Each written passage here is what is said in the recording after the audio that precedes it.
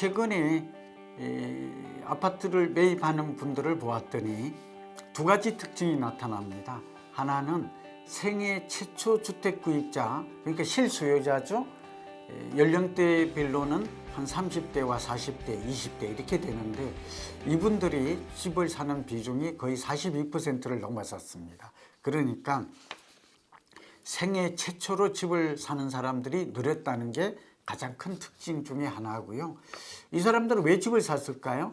전세에서 매매로 전환되고 있다는 걸 알 수 있습니다. 그러니까 전세값도 계속 오르고 또 매매 가격도 앞으로 오를 가능성이 많다.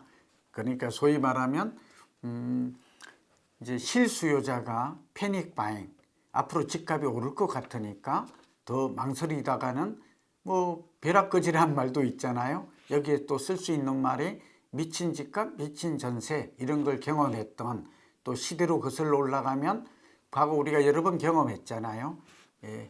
노무현 정부 때도 이런 일이 있었고 문재인 정부 때도 또 이걸 경험했기 때문에 또 그게 2020년, 2021년이었죠. 그러다 보니까 최근에는 50대, 60대가 집을 사기보다는 뭐 30대, 40대, 특히 30대의 비중이 압도적으로 높아요. 전세 사는 사람들이 이제 내 집을 사고 있다라는 걸 알 수 있습니다. 그런데 이 생초자 같은 경우에는 돈이 없죠, 그렇죠? 전세 대출에 의존하지 않으면 전세 보증금이나 내가 마련한 목돈만으로는 부족해요. 그러다 보니까 이제 대출을 받아야 되죠. 그런데 대출이 어떻게 됐어요? 정부가 627, 뭐 97, 또 11호 대책에서 이제 대출 규제를 강화했잖아요. 그러니까 얼마죠? 수도권 같은 경우에는 6억 이하만 가능해요.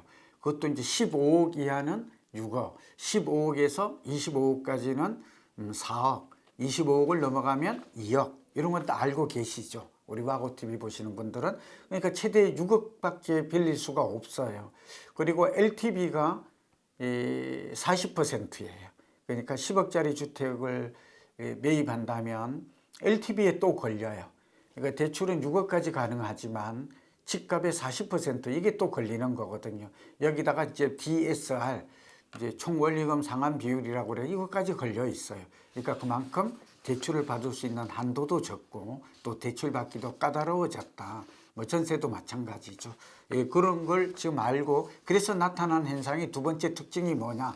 생초자가 집을 사면서, 물론 여기에 이제 생초자 같은 경우는 디딤돌이라든지 보금자리론 해서 뭐 5억에서 6억, 신혼부부는 이제 6억까지인데 이제 70%까지 대출은 받을 수가 있어요. 정책자금 같은 경우는.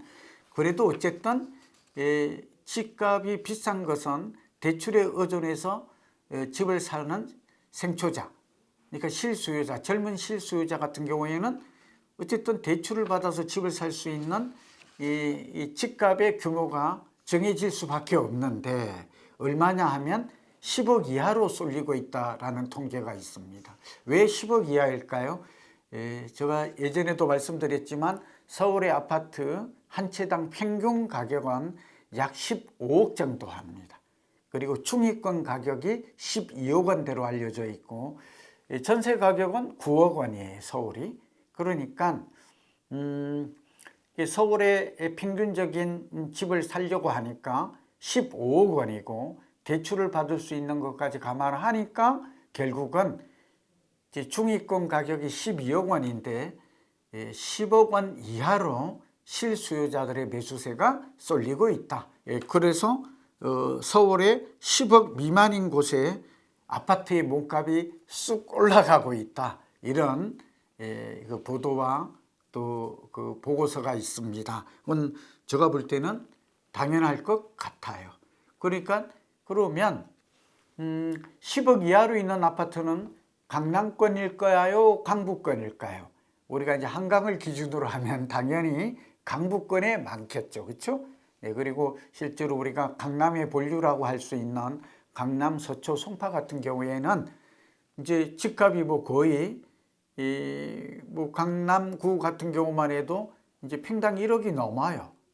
서울의 재건축도 지금 평당 1억이 넘었다 이런 보도가 있지만 뭐 34평짜리가 건물 기준으로 34억이 이렇게 되어가고 있으니까 이거는 언감생심 생초자들이 접근할 수 있는 넘사벽 수준을 지금 넘어섰다라고 볼 수가 있습니다.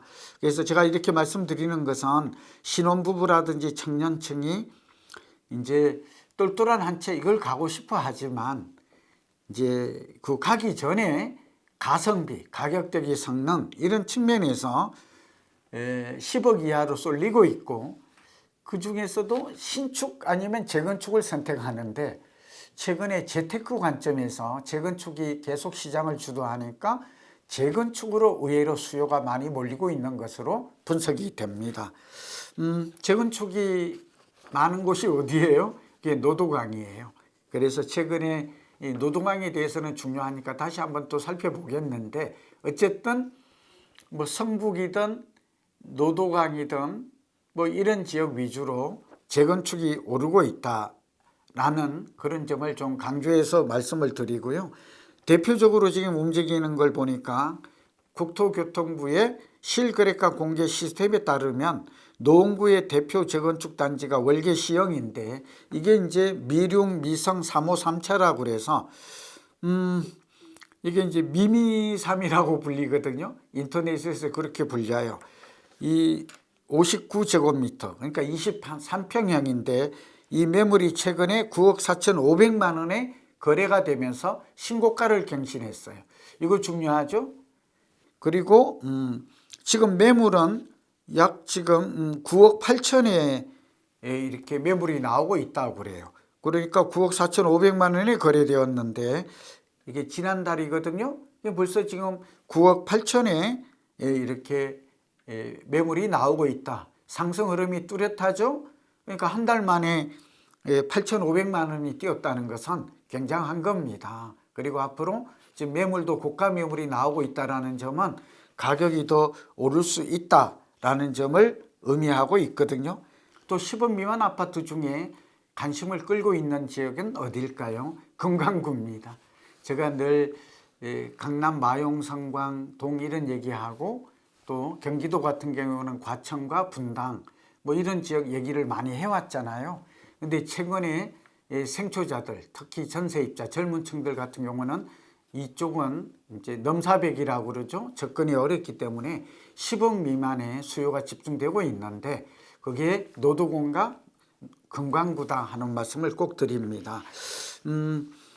금강구 같은 경우도 보니까 좀 뒤늦게 오르기 시작하는데 국민평형이라고 불리는 아파트가 이제 60에서 85제곱미터 특히 최근에는 85제곱미터가 가장 인기가 높다 하는 거는 제가 여러 번 강조를 했죠. 근데 실제로 보니까 최근에는 그러니까 소위 말하는 60제곱미터 이하의 중소형 아파트보다는 중대형이라고 하는 그러니까 60에서 85제곱미터에 대한 수요가 가장 많고 또 하나는 거거익선이라고 그래서 거거익선이 뭐죠? 대단지 아파트에 아파트가 오히려 가격 상승을 주도하고 있는 것으로 그렇게 보입니다. 노도강은 이제부터 이제 제가 볼 때는 뭐 좀 뜨거운 장이 올 것 같아요. 그래서 다시 한번 이거는 코너를 마련해서 집중 좀 다루도록 하고 구로구 같은 경우에 이렇게 살펴봤더니 거래 건수가 굉장히 증가해서 약 70%나 최근의 거래량이 1분기 기준이죠. 증가하고 있는 것으로 나타나고 있어요. 구로구는 매매 가격이 8억 1,100만 원으로 이렇게 보여지거든요. 가격도 한 3.6% 상승한 것으로 나타나고 있고요. 또 하나는 관악구도 마찬가지죠. 우리가 금광구라고 그러면 금천, 구로, 관악을 의미하고 있는데 노원, 도봉뿐만 아니라 구로와 금천, 관악구의 10억 이하 아파트가 상승을 좀 주도하고 있다 하는 말씀을 꼭 좀 전해드립니다. 여기다가 거거익선이라고 해서 소위 1,500세대 이상의 아파트가 좋아요. 그러니까 이게 3.3제곱미터당 평균 가격을 보았더니 대규모 단지 아파트가 3.3제곱미터당 이거는 부동산 124 자료입니다만 2,900만 원으로 가장 높게 나오고 있거든요. 그러니까 대단지 아파트를 선택할 것 이제 두 번째는 재건축 아파트가 상승을 주도한다는 점, 세 번째는 서울 외곽의 노도강, 금강구 이런 아파트가 앞으로 제가 볼 때는 올 1, 4분기에는 이들 아파트가 가격 상승을 주도할 가능성이 굉장히 높을 것으로 그렇게 예측이 됩니다. 다시 좀 정리합니다. 서울에 내 집 마련을 할 뿐이라면 한국부동산원에서 나오는 주간 동향 자료를 보아도 그렇고 이제 이사철이 다가올수록 전세 매매의 상승폭이 커지고 있습니다. 여기서 내려갈 가능성은 거의 없다고 봐야 되겠죠.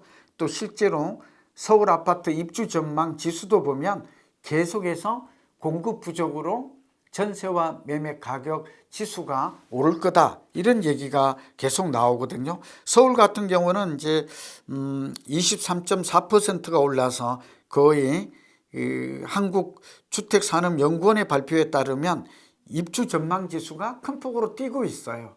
그렇게 본다면 적어도 이제 아파트에 입주할 수 있는 사람들 전망 지수가 100을 넘어간다는 얘기는 집값도 오를 가능성이 높고 미래의 전망이 시장 전망이 박탈하는 건 의미 있는 거는 다 아시겠죠. 그런 측면에서 이제는 서울의 도심권뿐만 아니라 금강구, 노도강 이런 지역도 특히 10억 미만이고 재건축 호재가 있는 아파트들이 더 지금 선도를 하고 있고 그 중에서도 대단지 1000세대 이상을 대단지라고 하는데 특히 1500세대 이런 아파트 단지를 주목하는 것은 우리 내 집 마련 전략에서 성공적인 방법이 될 수 있다는 말씀을 드리면서 이번 시간은 여기서 마치도록 하겠습니다. 1월 들어서 10억 이하 아파트의 매수세가 몰리고 있다. 특히 30, 40대 생초자가 10억 이하 아파트를 많이 찾으면서 뜨고 있는 그런 단지가 있는데요. 첫 번째는 역시 금강구와 노도강이 되겠습니다. 특히 가장 외곽에 있는 노도강 아파트가 주목받고 있는데요. 제가 늘 노도강을 주목하라 이런 얘기를 지난해 연말부터 많이 해왔잖아요. 이유가 있습니다. 가장 서울 중에서도 아파트 가격이 6억에서 10억 이때 많이 포진된 그런 지역이 바로 노도강이라고 할 수가 있죠. 두 번째는 재작년부터 강남이 집값이 오를 때도 소외가 되었고 작년 3월부터 10월까지 집값이 오를 때도 철저하게 소외됐던 지역들이 바로 노도강입니다. 금강구만 하더라도 어느 정도 좀 움직임이 있었어요. 우리가 서울을 지역별로 이렇게 구분을 해보면 가장 상위 계층에 역시 강남과 마용, 성광 이런 지역들이 있었잖아요. 또 한강벨트가 있었고 중위 지역에 해당하는 게 사실은 금강구라고 볼 수 있거든요. 근데 맨 좀 하위 계층 표현을 그렇게 할 수밖에 없어서 저도 좀 송구스러운데요. 이렇게 그게 소위 말하면 경기도 인천과의 적정지대가 바로 노도강이 되겠습니다. 그리고 이 지역들은 재건축이 많아요.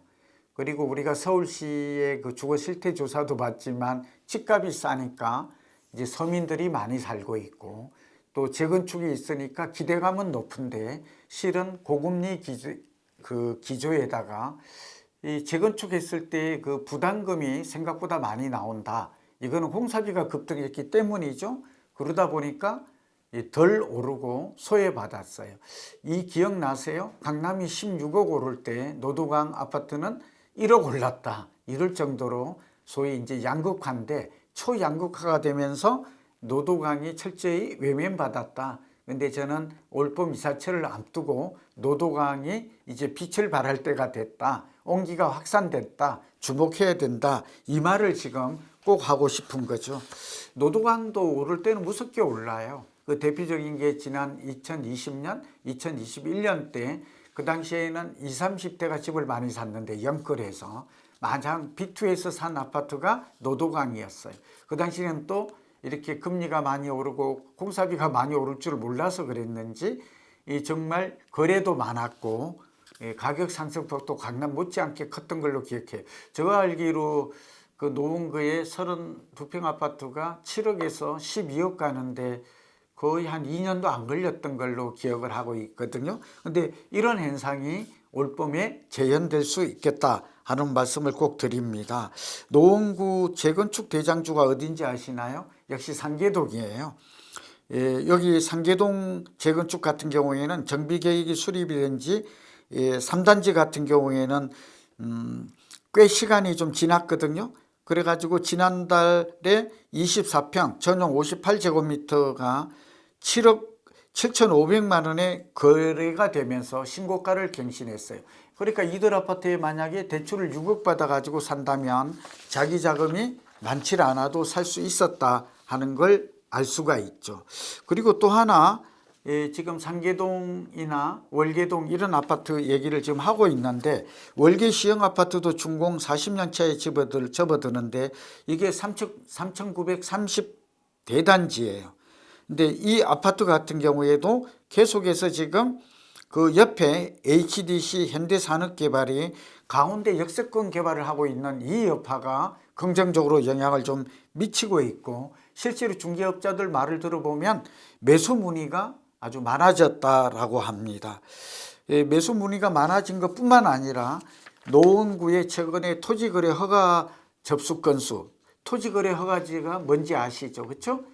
이제 주택을 살 때도 토지거래 허가제를 받아야 되는데 이 허가를 받은 건수가 2025년 10월 20일에서 11월 28일에는 그러니까 말하자면 작년 10월 말에서 11월 말까지 248건만 토지거래 허가 건수가 접수되었는데 노원구청이죠. 근데 이게 2025년 11월 말에서 2026년 1월 7일까지 했더니 116.5%, 그러니까 615건으로 대폭 100% 넘게 토지거래 허가 건수가 증가했다라는 거예요.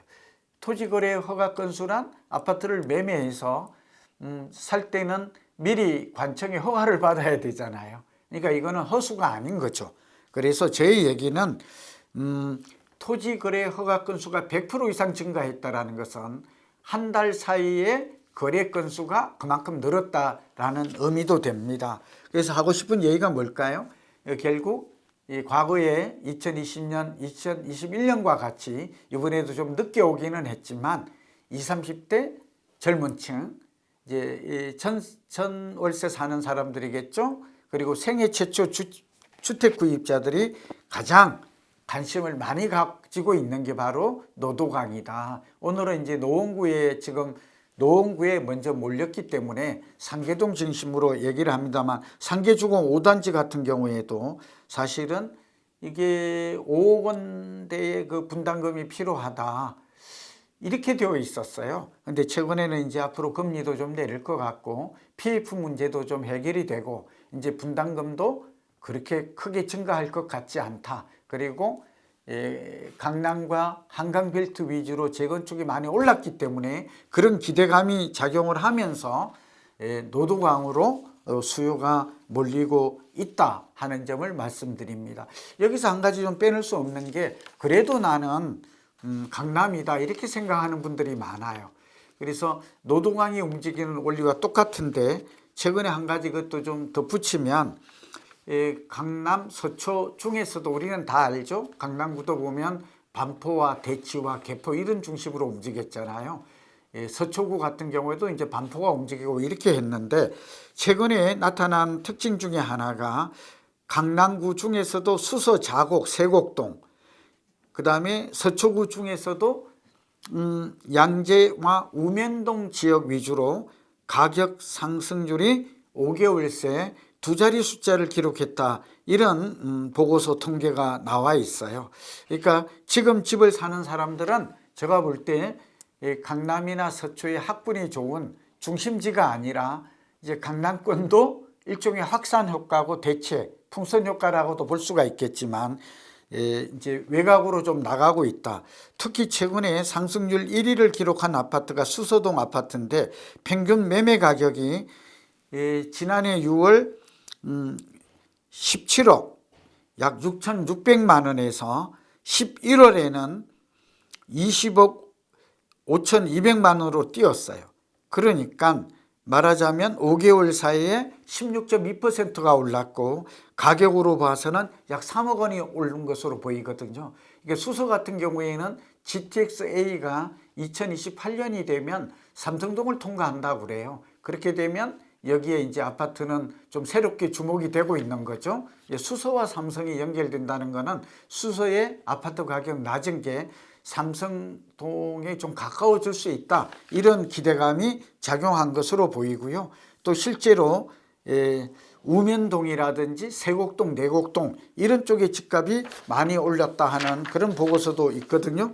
그래서 그렇게 본다면 수서, 자곡, 세곡 이런 아파트 가격이 최근에 오르는 소위 키맞추기 현상을 본다면 강남의 아파트를 매입하지 못했던 분들은 이제 강남의 외곽 지역, 그동안 좀 소외됐던, 움직이지 않았던 이런 지역에 그래도 강남 서초 행정구역은 같잖아요. 생활구역은 다소 좀 차이가 있죠. 독일 생활권이라고 볼 수는 없지만 그래도 강남 아파트가 좀 이 매수를 생각하는 분들은 지금 외곽 지역에도 관심을 가질 만하다 하는 말씀을 드립니다. 지금 저는 올 봄에 관심을 가져야 될 지역, 이제 과거에도 말씀드렸지만 서울 지역 같은 경우에는 노도강, 여기에다가 성북과 중랑구가 이제 포함이 될 수 있어요. 이들 아파트를 주목해서 내 집 마련 대상으로 삼는 것도 좋은 전략이 될 수 있다. 그리고 10억 원 이하 아파트를 매수할 수 있는, 6억 대출을 받아서 살 수 있는 실수요자에게는 어쩌면 대기회다 하는 말씀을 드리고요. 그래도 20억 정도 가지고 강남을 노리겠다고 하는 분들은 이제 수서나 자곡, 세곡, 내곡 이런 지역의 아파트를 보는 것도 지금은 접근 가능한 좋은 방법이 될 수 있다 하는 말씀을 드리면서 오늘은 여기서 마치도록 하겠습니다. 어쨌든 토지의 거래량이 증가하고 있고 또 전세 가격이 오르고 있고 대단지나 재건축 호재가 있는 곳들은 눈여겨볼 만하다는 말씀을 거듭 강조하면서 마치도록 하겠습니다. 이번 시간은 서울 한강 벨트에 이어서 4대 하천을 주목하라, 이거 굉장히 흥미로운 주제를 선택해 보았습니다. 수변공간 워터프론트라고 그러죠.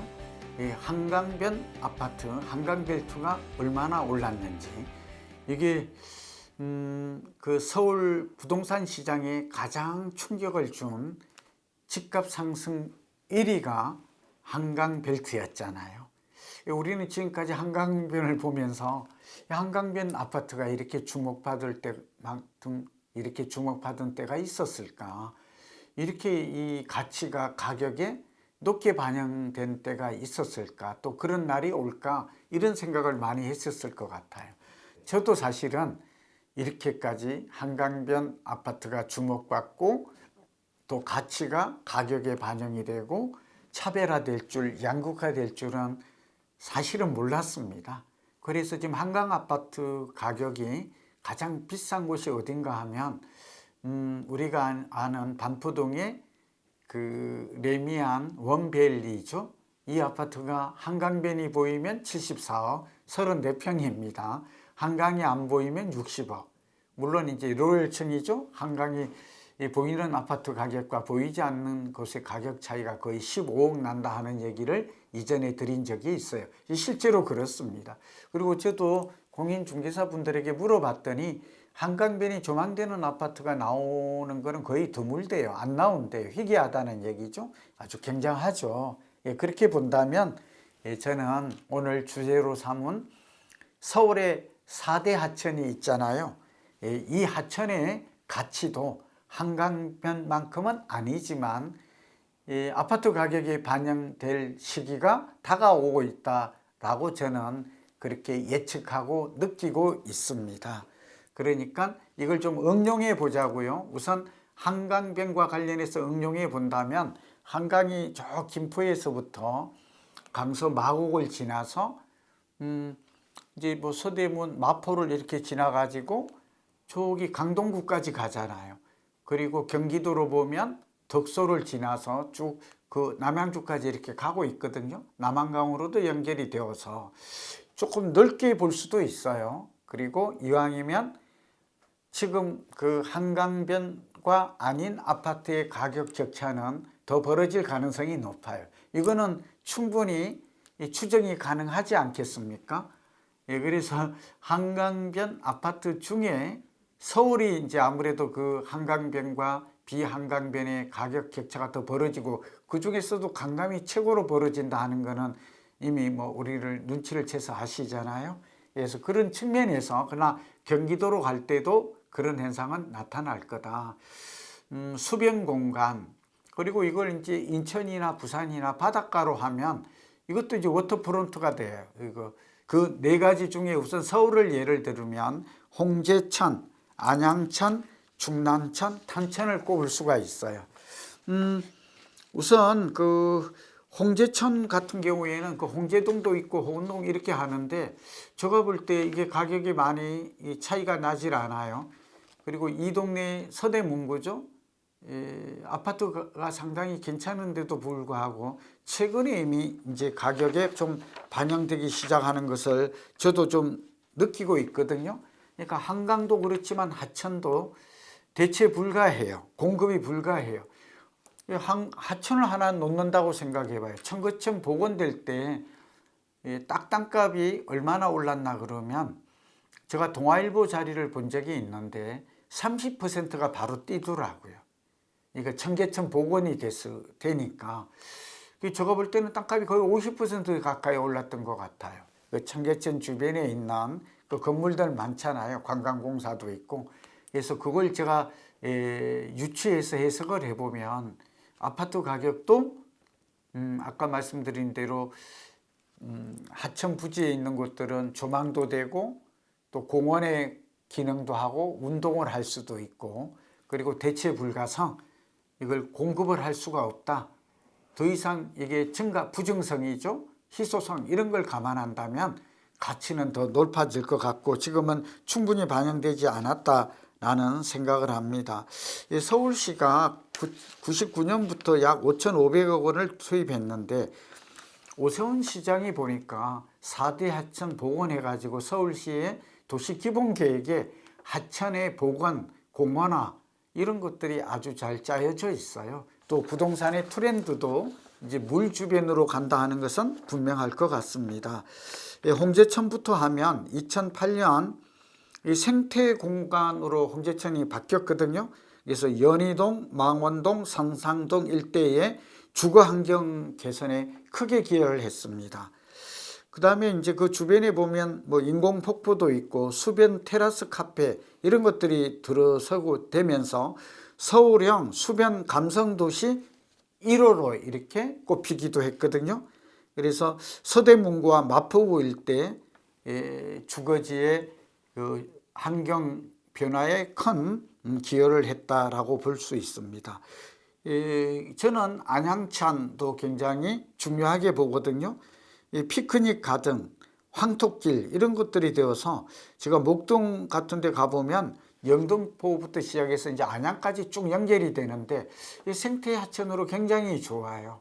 네, 그래서 여기가 보니까 안양시도 신경을 썼고 또 뭐 여기 보니까 양천구도 영등포구도 이 휴식처 역할을 하도록 굉장히 신경을 써서 복원한 그 티가 상당히 나더라고요. 이들 같은 경우에는 그 옆에 보면 아파트도 있지만 연립주택 빌라 같은 것들도 천을 바라보고 있는 것들이 꽤 있거든요. 그래서 저는 사실은 목동의 아파트도 소중하고 유망하지만 그 이 안양천변에 바로 접근성이 있고 또 조망권이 확보되는 이런 곳들이라면 정말 실수요자, 그러니까 아파트를 살 수 없는 입장에서는 천금의 기회가 될 것 같다. 그런 얘기를 자주 강의 때 하고 있습니다. 동부권의 경우에는 어쩌면 중랑천이 압권일 수도 있어요. 백미일 수도 있어요. 여기는 동부간선도로가 있고 중랑천이 바로 인접해 있더라고요. 중랑천은 굉장히 커요. 한강에 버금간다고 저는 그렇게 봤거든요. 그래서 동부간선도로가 지하화 계획이 있어요. 서울시에서 잘한 걸로 보는데 그렇게 되면 지상은 어떻게 될까요?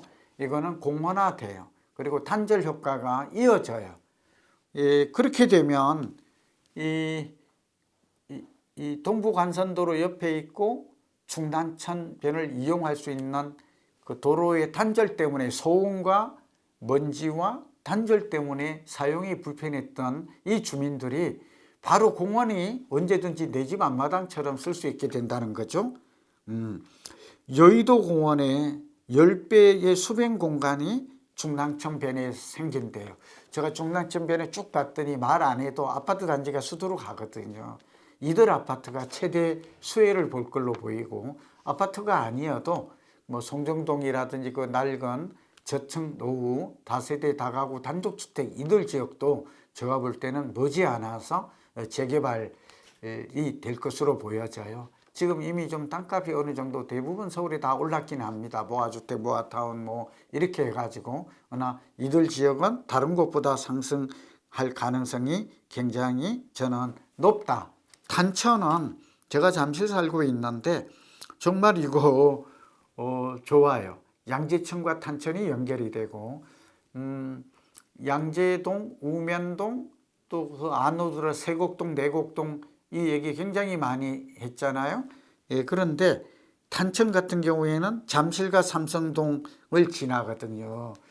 야, 이거 한강과 바로 이어가고 있어서 물도 굉장히 깨끗해졌어요. 옛날에 아니. 지금 이곳들이 개발이 된다면 완전한 수변 공간이 됩니다. 뭐 삼성동 아시다시피 철도가 삼성과 종합운동장 사이에 네 개나 들어가잖아요. GTX, AC 포함해서 위례 과천선, 위례 신사선, 여기에 여기 탄천이 또 합류를 하게 되고, 그렇게 되면 잠실 본동과 삼전동 이어서 저 양재천까지 정말 한강변 못지않은 그 주변이 보면 뭐 우성 4차 아파트도 있습니다만 대개 보면 연립이나 다가구 단독이 있거든요. 그래서 이전에 제가 빌라를 살려면 이곳에 살아 했는데 최근에 가격이 좀 올라서 제가 직접 계속 추천하기는 좀 그래요. 그래서 이제 요즘은 문정동이라든지 수서에서 맞은편에 있는 그런 동네를 좀, 오금동도 있죠. 그걸 좀 주목하라, 이런 얘기를 하고 있습니다. 어쨌든 탄천, 이 하천도 주목해야 될 걸로 이렇게 보여지고요. 탄천 같은 경우에는 지금 그 강남구 도곡동 타펠 같은 경우가 전용 244제곱미터가 지난해 82억, 지금은 이제 훨씬 더 가격이 높아졌죠. 또 중랑천 조망권을 갖춘 서울숲 리버뷰 바이 같은 경우도 전용 84제곱미터가 지난해 10월이죠. 27억에 거래됐습니다. 그래서 이런 것들도 좀 염두에 두고 했으면 좋겠다. 여러분이 이왕 한강을 놓쳤다 그러면 아쉬워할 게 아니라, 그 다음에 대한투자처로서 하천, 근데 이 하천 외에도 이제 뭐 탄천도 분당에서부터 멀리 오고 있잖아요. 이런 점들의 하천의 가치를 재평가하자. 그리고 이러한 가치가 이제 아파트 가격에 직접적으로 반영되는 시기가 왔다. 그리고 지자체에서도 이 하천을 주민들의 생태공원으로 활용하고 있기 때문에 그렇게 될수록 하천 주변에 있는 아파트 단지, 특히 조망이 되는 곳들의 가격은 상승 가능성이 굉장히 높을 것으로 예상이 된다. 그래서 오늘 홍제천 주목하라, 그리고 중랑천 주목하라, 탄천 주목하라, 이런 얘기를 하면서 안양천까지 제가 하천 주변에 이런 것들을 임장도 해보고 전세 끼고 살 수 있는 부분들이 좀 있다면, 빌라는 살 수 있어요. 아파트는 안 되지만 실거주를 해야 되니까 이런 점들을 다 종합적으로 고려해서 한다면 여러분 성공할 수 있는 내 집 마련의 길잡이가 될 것으로 확신합니다. 이번 시간에는 급등하는 집값, 미친 전세와 미친 집값, 이게 시장에는 어떤 영향을 주고, 또 우리 실소유자 입장에서 내 집 마련을 하고자 하는 입장에서는 집값이 오를 것이라는 그런 기대감도 높지만, 한편으로 집값이 너무 많이 올라서 이제 집값이 붕괴되거나 거품이 붕괴되는 게 아닌가, 이런 지적들이 나오고 있는 가운데 한번 종합적으로 냉철하게 과연 지금 주택시장 얼마나 위험한지, 또 이러한 위험도에도 불구하고 주택 구입 부담 지수도 함께 올라가고 있기 때문에 지금이라도 집을 사야 하는 사람들이 꼭 고려해야 될, 놓쳐서는 안 되는 필수 정보, 필수 지표에 대해서 한번 생각해 보는 시간을 가졌으면 합니다. 사실은 저도 앞으로 3, 4년간 공급 부족으로, 이건 여러 번 말씀드렸죠. 얼마나 줄어들어요? 서울 같은 경우에는 주택 보급률이 93.6%밖에 안 되기 때문에 주택수가 최소 25만에서 40만 호 부족하다. 그리고 올해부터가 본격 입주 물량이 줄어든다 하는 것은 여러 번 들어서 다 아시고 있죠. 이게 결국 2029년도가 되면 최악의 입주 절벽, 입주 가뭄을 맞을 거다 하는 것도 우리는 우리 와고TV 보신 분들은 이미 다 알고 있는 내용입니다.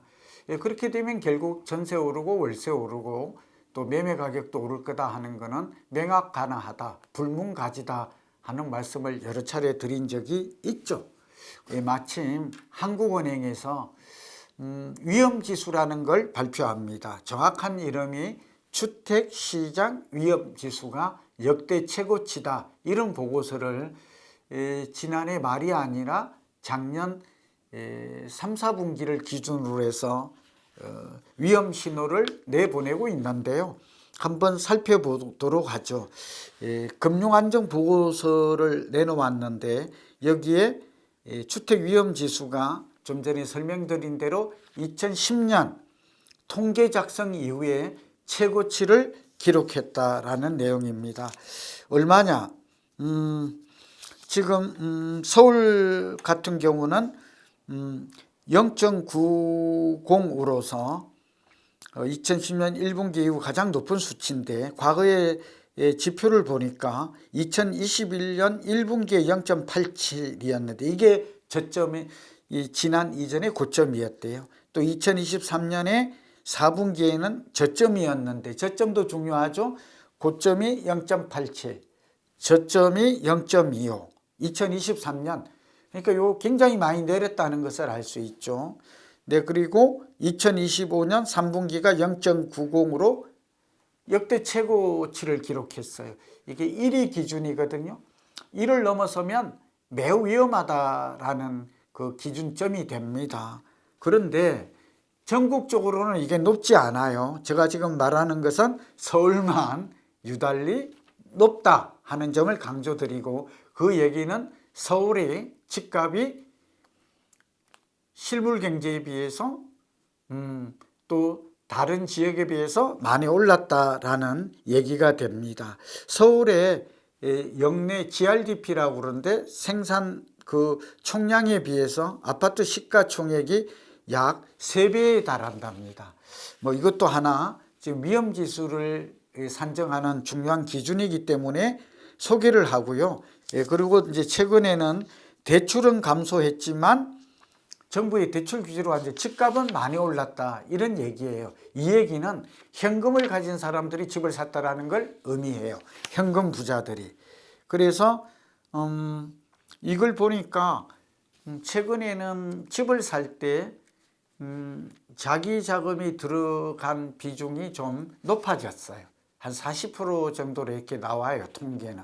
그러니까 한 60% 정도를 대출에 의존했다, 뭐 이런 해석도 좀 가능하고, 그 다음에 이제 위험지수가 높아진 원인이 뭐냐면 연체율이 상승했고 치약 차주 비중도 좀 늘었고, 뭐 이런 것들이 위험지수가 높아진 이유다라고 볼 수가 있겠습니다.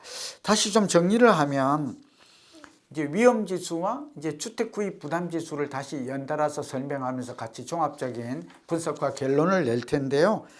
한마디로 서울 같은 경우에는 위험지수가 이제 1에 거의, 제가 볼 때는 거의 1에 가까워진 것 같아요. 그러니까 위험지수가 상당히 높아졌고, 이 얘기는 언제든지 집값이 폭발할 수 있고 이제 거품이 붕괴될 수도 있다 하는 그런 가능성은 내재하고 있다 하는 말씀을 드려요.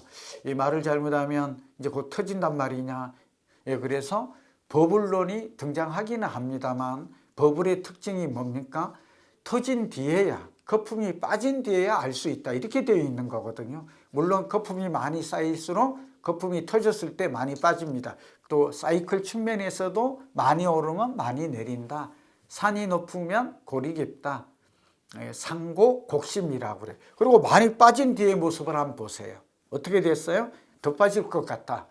이렇게 공포감이 있지만 패닉 바잉의 반대말이 셀링, 우리가 패닉 셀링이잖아요. 이런 현상이 있었어요.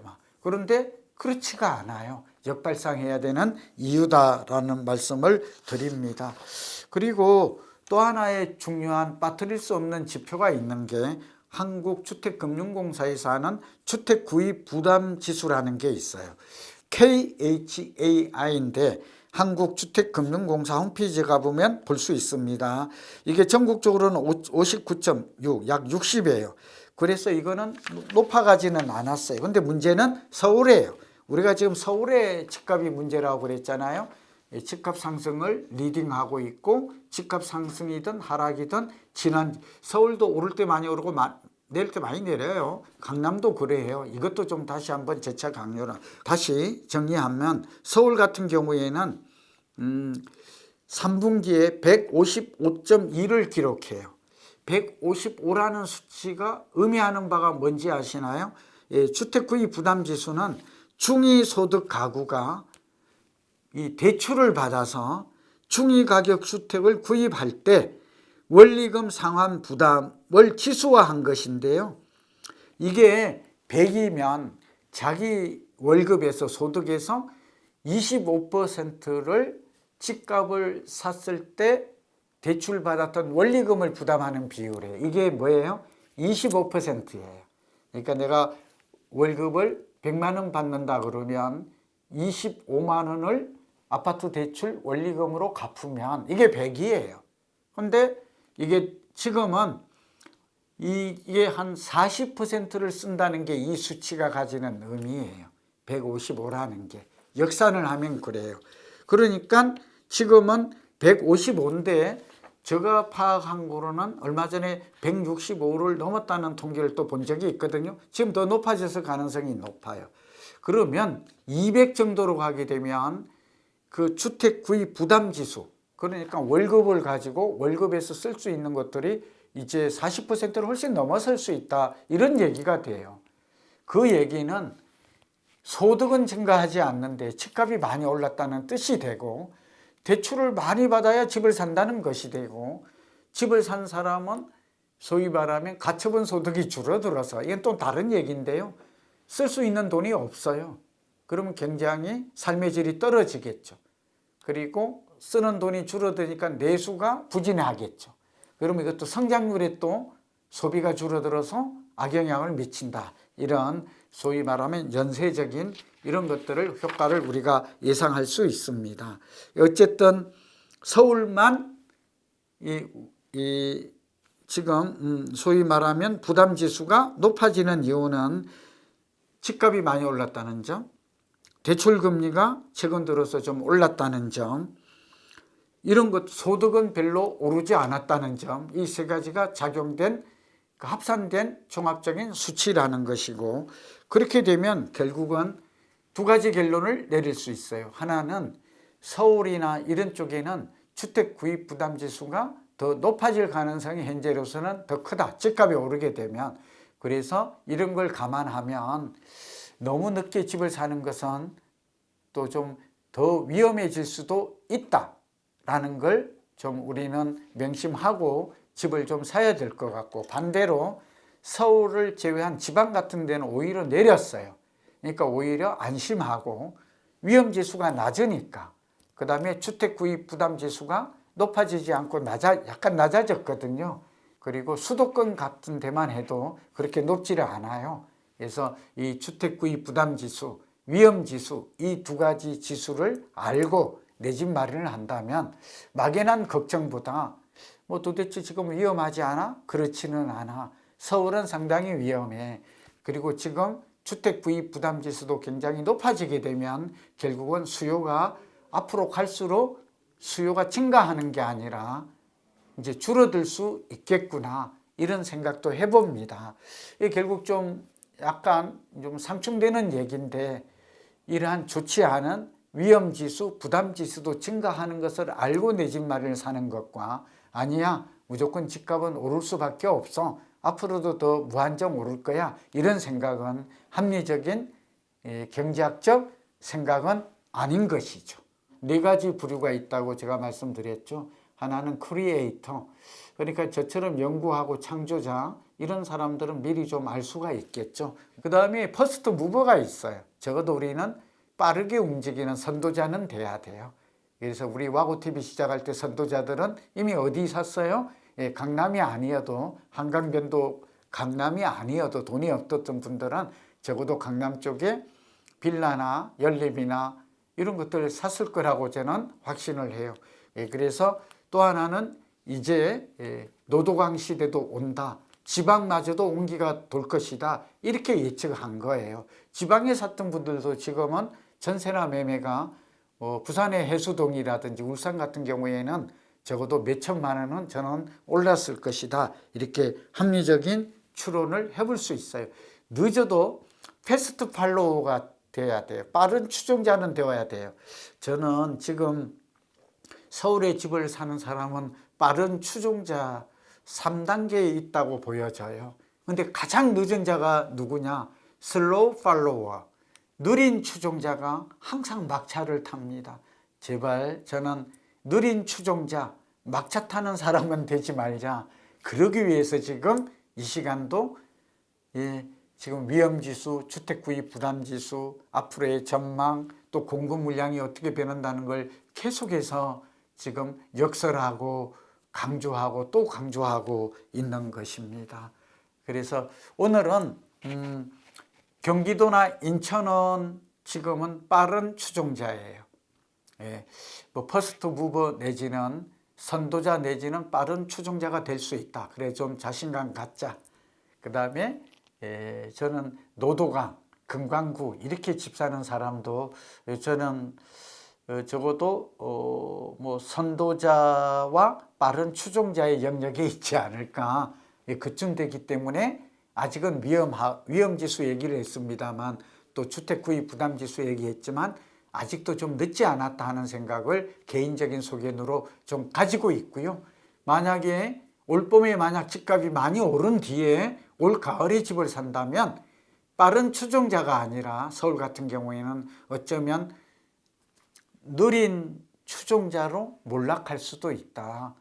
뭐 크게 손해는 안 보겠지만 3, 4년, 그러나 그런 마음으로 우리가 공부도 하고 정보도 수집하고 분석도 하지만 실천이 중요하다 하는 말씀을 드리면서 오늘 이 시간 마칩니다. 집값은 앞으로 어떻게 될 것인가, 이 부분에 대한 얘기는 여러 번 했기 때문에 어느 지역이 뜰 것이다, 이것도 우리 와고TV 분들은 이제 다 감을 잡고 계세요. 그런데 이제 마지막 남은 퍼즐이 뭐죠? 대출에 의존을 해야 되는데 정부의 고강도 대출 규제, 그러니까 그 15억까지는 6억 원까지 대출이 가능하고 15억에서 25억 원, 4억 원, 25억을 넘어가면 2억 원. 그러니까 이제 오히려 아파트 가격이 높아질수록 대출을 받을 수 있는 한도는 줄어들게 돼요. 다 아시죠? 네, 그러면서 또 하나 고민이 있어요. 변동금리냐 고정금리냐, 이거 질문을 많이 받거든요. 이런 부분에 대해서 앞으로 금리의 앞으로 기조나 방향은 어떨 것인가, 현재 집을 산다면 고정금리가 유리할까 변동금리가 유리할까, 그리고 시중 5대 은행이 있습니다만 대출금리가 아쉽게도 각각 달라요. 우선 이렇게 이제 종합적으로 살펴보니까 집값은 어떻게 될 것인가 하는 건데, 여기에 따른 영향은 역시 우리는 알고 있죠. 세 가지예요. 하나는 앞으로 준공된 입주 물량을 보면 아는데 2029년까지 한결같이 서울과 수도권은 20에서 30%, 많게는 40%가 입주 물량이 줄어든다 하는 것. 그러니까 수도권만 놓고 보면 2017년 이후 최저치다. 그러니까 공급 축소, 공급 가뭄, 공급 절벽 현상이 이제 본격화되고 있다 하는 것은 다 알 수 있어요. 그러면 결국 이제 전세 가격은 오를 수밖에 없고, 전세를 갖지 못하는 사람은 월세 가속화가 돼서 월세 부담이 커질 거다. 그리고 다른 변수가 영향이 없다면, 변동이 없다면 우리는 결국 이 집값은 오를 것이다 라는데 방점을 두고 예측을 두고 그런 방향에서 우리는 나름대로 내 집 마련을 포함한 부동산 이 전략을 세울 수밖에 없는 것이다 하는 것은 다 알고 계시죠. 그런 면에서 앞으로 이제 지역과 관련해서는 한번 또 좀 종합적인 측면에서 한번 또 얘기해 보면, 올해 가장 유망한 지역은 어딜까요? 뭐 너무 평범하고 당연한 얘기지만 1위가 강남 서초 송파로 나타났습니다. 그 다음에 성동구 뭐 성수와 왕십리 일대가 꼽혔고요. 지역 용산구도 여전히 용산국제업무지구 등 대규모 개발 호재가 있기 때문에 앞으로 집값이 가장 많이 오를 거다라고 나왔어요. 뭐 여기까지는 다 아는 내용인데, 이제 또 한 가지가 봤더니 수도권 중에서는 성남시 분당구가 재건축 있죠. 용인시 수지구도 분당구에 이어서 여기 순위를 높게 차지하고 있어요. 저는 그런데 저는 이미 많이 오른 것을 추격 매수하는 것보다는 그 옆 동네가 좋을 수 있다 하는 얘기를 또 한번 첨언해서 드리는 바입니다.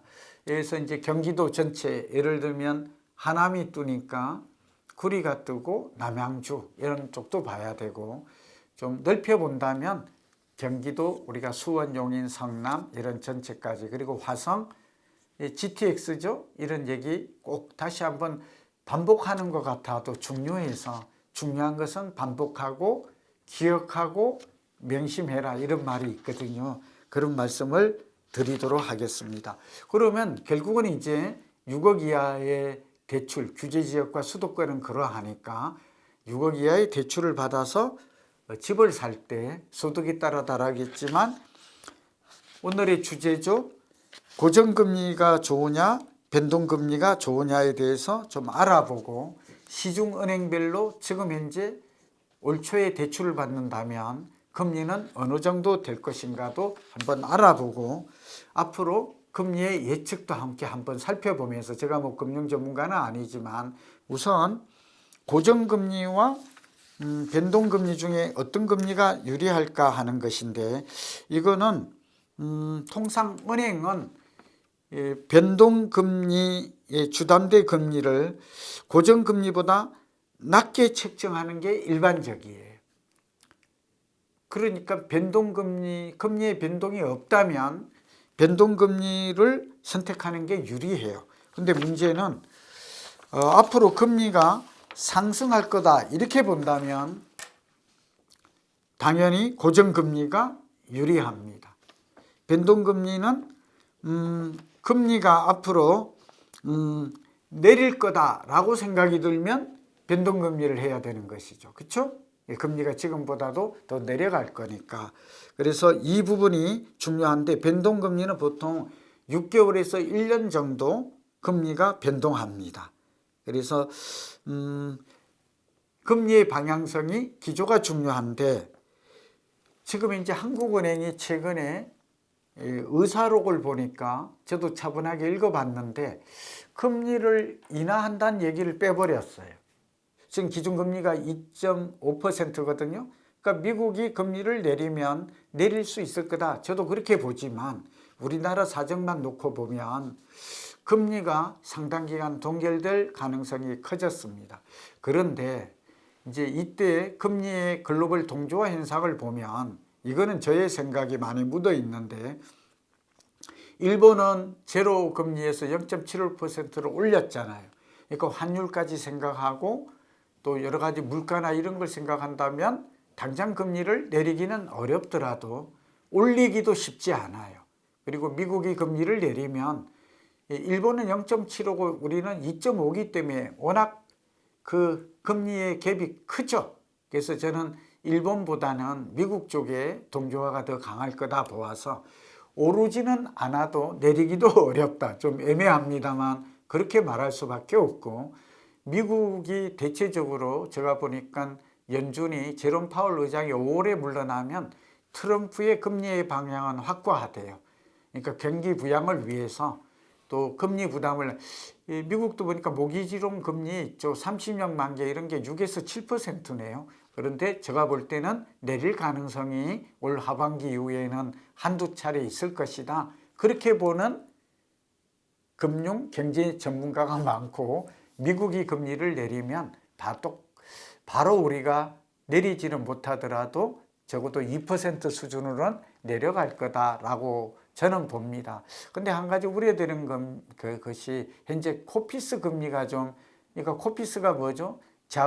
이렇게 금리에 반영되는 금융채라든지 이렇게 우리 은행에서 대출 재원을 조달하는 것들이 좀 올라간다는 건, 최근에 은행이나 저축은행 같은 곳에서 소위 말하면 예금, 정기예금이나 적금금리를 좀 올리고 있어요. 그 얘기는 조달 비용이 높아진다는 거잖아요. 그러면 과연 하반기에도 금리를 많이 낮출 수 있을까? 그런 거는 저도 좀 고민을 하고 또 관심 있게 지켜봐야 될 대목이라고 봅니다. 그러니까 고정금리는 3년을 보고해라. 변동금리는 6개월마다 변동될 수 있다. 저는 개인적으로는 지금 변동금리를 아직은 쓰고 있거든요. 그리고 경제가 어려워질수록 물가만, 러우 전쟁이 끝나면 물가는 안정돼요. 그리고 미중 간의 갈등, 무역 분쟁만 좀 해소되면 물가는 안정될 수 있거든요. 물가가 안정되면 금리는 안정된다. 금리는 경제 성장률 더하기 물가 상승률이다. 그런데 우리나라 같은 경우는 이제 가계부채가 급증하고 있고, 또 하나는 물가가 여전히 뭐 2% 정도 되고, 뭐 또 집값이 대출받아서 집을 사는 집값을 안정시켜야 되는 이런 점들을 다 한꺼번에 고려할 걸로 보입니다. 그러면 우리의 관심은 이제 그 은행별로 금리가 어느 정도 될까 하는 건데, 우선 그 우리은행 같은 경우에는 5년 주기로 바뀌는 걸 가정했을 때 금리가 지금 4.1%에서 5.3%까지 고정형이 되어 있습니다.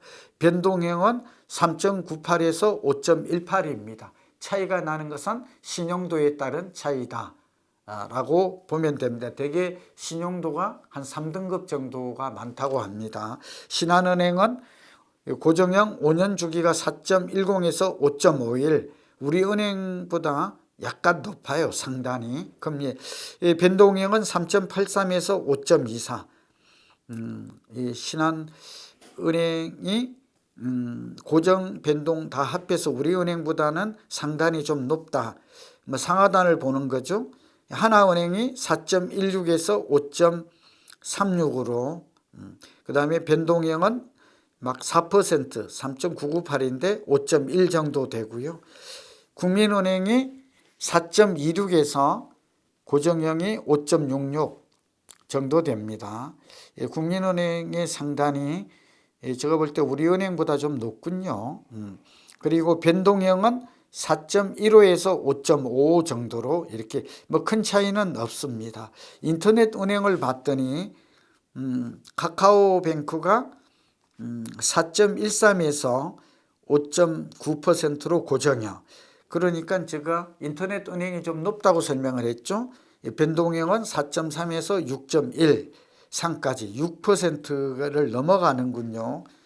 카뱅 같은 경우는 그렇게 볼 수 있고, K뱅크는 고정형이 4.37에서 7.83. 야, 인터넷 은행이 벌써 이제 7.8 정도로 고정형 5년 주기인데 굉장히 높게 가 있어요.